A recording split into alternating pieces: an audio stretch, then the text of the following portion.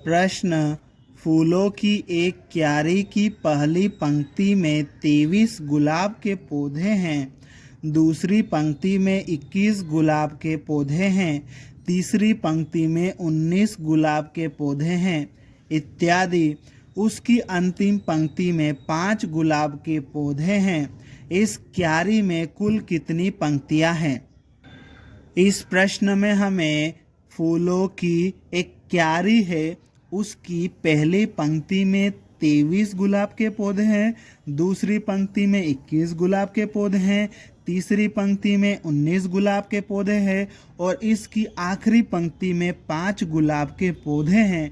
तो हमें ये ज्ञात करना है कि इस क्यारी में टोटल कुल कितनी पंक्तियां हैं।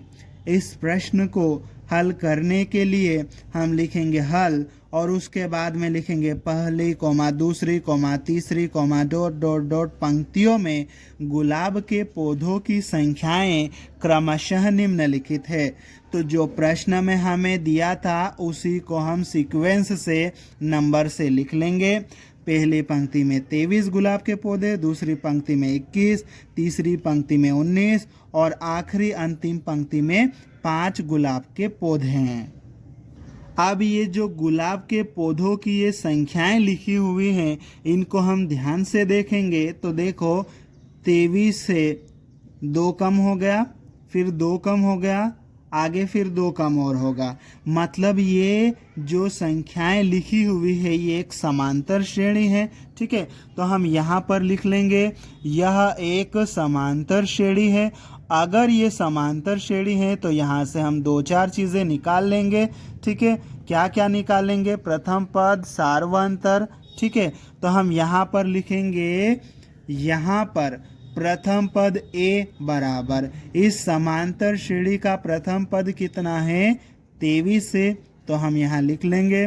अब उसके बाद में हमें निकालना है सार्वंतर। सार्वंतर हम कैसे निकालेंगे? दूसरे पद में से पहले पद को घटा लेंगे। दूसरा पद कितना है?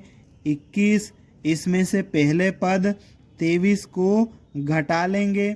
21 में से 23 घटाएंगे तो कितना आएगा?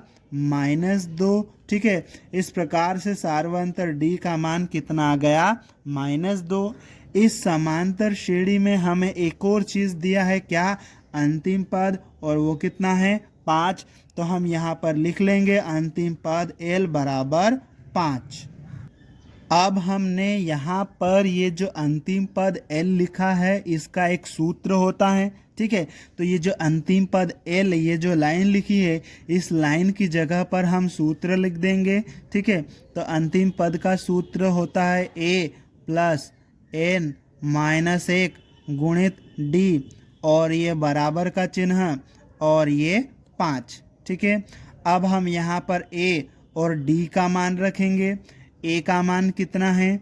A का मान है 23 + n - 1 गुणित D का मान कितना है? -2 बराबर 5। आप देखो ये 23 आ जाएगा। ठीक है, -2 का इस कोष्टक के अंदर गुणा कर देंगे। -2 का गुणा n के साथ में होगा, -2n हो जाएगा। -2 का गुणा -1 के साथ में होगा तो क्या हो जाएगा? ये +2 हो जाएगा और बराबर इधर कितना है? 5। ठीक है, अब हम इसको आगे सोल्व करेंगे तो देखो ये 23 प्लस का है, 2 भी प्लस का है, दोनों प्लस के हैं तो जुड़ जाएंगे। 23 और 2 कितना हो जाएगा? 25 और ये -2n और बराबर के इधर कितना है? 5। अब हम क्या करेंगे? 25 को बराबर के इधर से उठा के उधर भेजेंगे तो यहाँ क्या रहेगा? -2n और ये बराबर ये 5। 25 इधर प्लस का है, बराबर के उधर जाएगा तो माइनस का हो जाएगा। अब हम इसको आगे सोल्व कर लेंगे तो यहाँ क्या होगा? ये -2n आएगा। ठीक है, ये बराबर का चिन्ह। 5 में से 25 घटाएंगे तो कितना आएगा? -20 आएगा। ठीक है, यहाँ पर हमें n का मान निकालना है ठीक है। तो n के साथ में ये जो -2 चिपका हुआ है मतलब गुणा में है, और बराबर के उधर जाएगा तो -20 के बटे में चले जाएगा। तो ये आएगा n बराबर -20 बटे -2। ठीक है। अब -20 में -2 से भाग दे रहे हैं, माइनस से माइनस प्लस हो जाएगा। ठीक है। 20 में 2 से भाग देंगे तो 10 आ जाएगा। ठीक है। इस प्रकार से हमारे पास में n बराबर कितना आ जाएगा, 10 आ जाएगा। ठीक है।